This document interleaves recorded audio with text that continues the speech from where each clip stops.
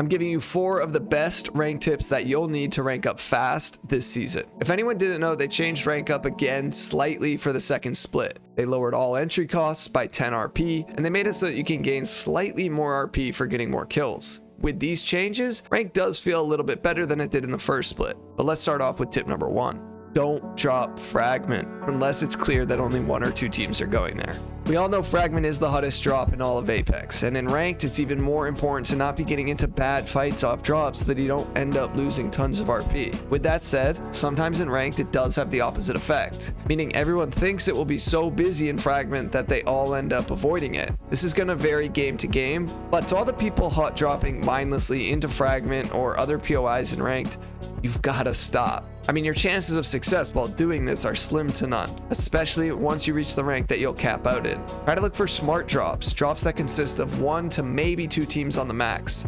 If there's a total of 3 teams going there, it's got to be a bigger POI, somewhere like Skyhook, Fragment, Climatizer, Lava Siphon. Something where there's enough space and loot for your team to get your stuff and then check out what's going on. I can't tell you how many teams make bad drop decisions, especially in the lower ranks. I don't know if players just don't care or they just don't look around. But the first step to having a good game in any battle royale is obviously making the right drop decision. If you're going to a smaller named POI, places like Big Mod, Countdown, or Overlook, you really don't want to be contesting more than 1 other team in those areas. Why? Because there frankly isn't enough loot to go around. So you have to give your team the best chances of success off drop by making smarter drop decisions. Also, for all of you players out there solo queuing, I'm always going to recommend not passing the jump master if you get it. That way you can control the choice of making a smart drop. And also, regardless if you're contested or not, you always want to be free looking as you're dropping into the POI. You want to try to get some accurate information as to what's going on, not only in the POI you're going to, but the POIs around you. This is vital for a successful ranked game. If you guys are enjoying this video and you want to help further support me and the channel,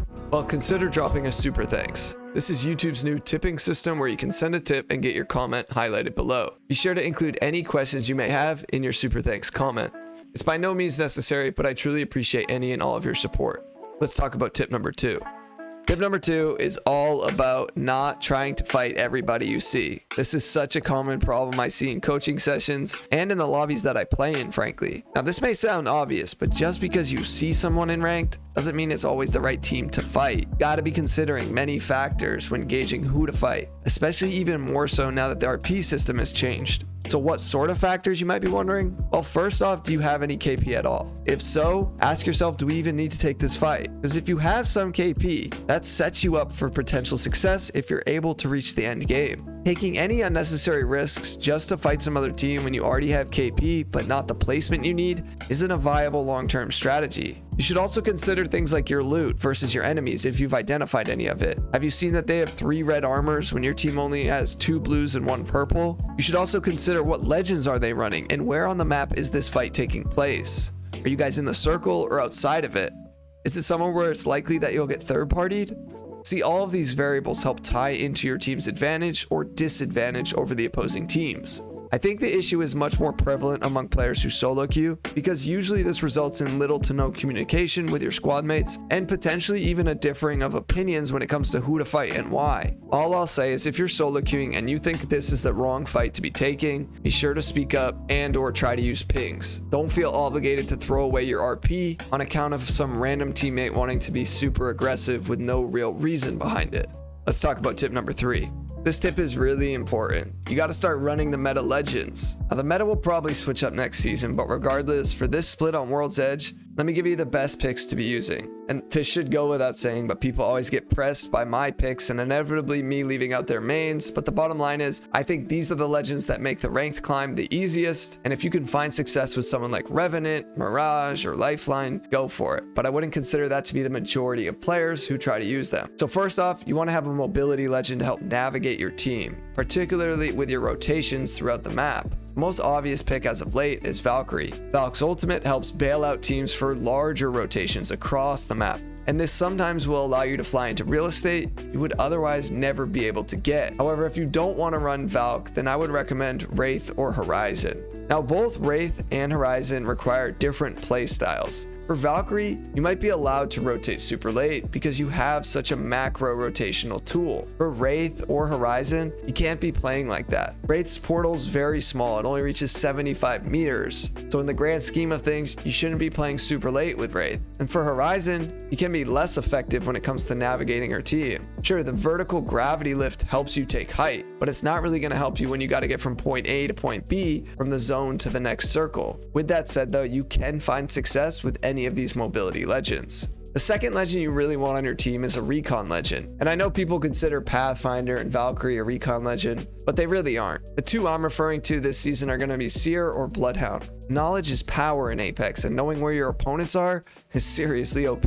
Especially when 90% of the teams you're going to go against have that info about your team's whereabouts. This will sort of equalize or counter some of the wall hack legends on the enemy teams if you have one on yours too. Now personally, I think Seer is better than Bloodhound right now, and that's mostly because Seer can always be gathering info with his passive. So even if his tactical and ultimate are on cooldown, you shouldn't be missing any info with his heartbeat sensor. Bloodhound is still a very solid pick however, and Bloodhound just offers some more information rapidly. Bloodhound might be a bit better if you're solo queuing, because this requires less vocal communication from one teammate to another regarding what the enemy team is doing. The third legend you're going to want to have on your team is a fortified legend, so someone like Gibby, Caustic, or Newcastle.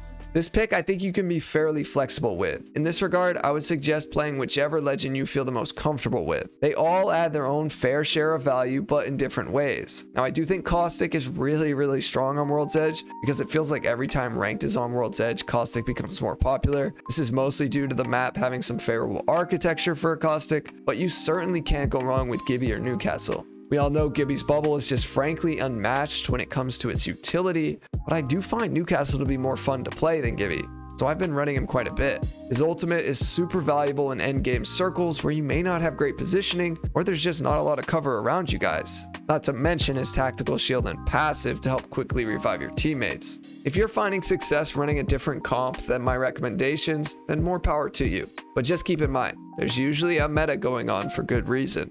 Tip number 4, I strongly suggest rotating early. This tip is kind of contingent on what legend comp you're playing, but for the majority of rotations and majority of comps, you want to be on the earlier side rather than too late. Some may disagree with this, but the reality is the unexpected occurs when you don't pay attention to your rotation and you wind up trying to sneak in late. Lots of roadblocks can get in your way. Things like a team sitting on the very edge of the circle waiting to punish teams who elected to rotate late. Or potentially you may just run into another team that is rotating late and they force a fight with your squad in round 2 storm. Things start to take a turn for the worse, and before you know it, one of your teammates is going down. I mean, any number of things can and will go wrong as you learn to rotate late. It will also usually have a domino effect, meaning if you're late for one zone, you then become late for the second and the third and so on. I strongly recommend scanning survey beacons and being mindful of how long it is until the zone closes and how far you need to go in order to get into the next circle. A common problem I see with newer players is they scan the survey beacon but never pull up their map to see where the next circle is actually going. You should always be thinking about your positioning in Apex, whether that's on the macro or the micro level. In a lot of ways, Apex requires us to be thinking one step ahead, and we're basing those next steps off of probabilities. So it's important that you think about more than just what's in front of you, but what you need to be doing in the upcoming seconds or minutes within the game. If you enjoyed this video and are interested in how to counter these 5 legends, well, I covered it all in this video here. Check it out next. Peace.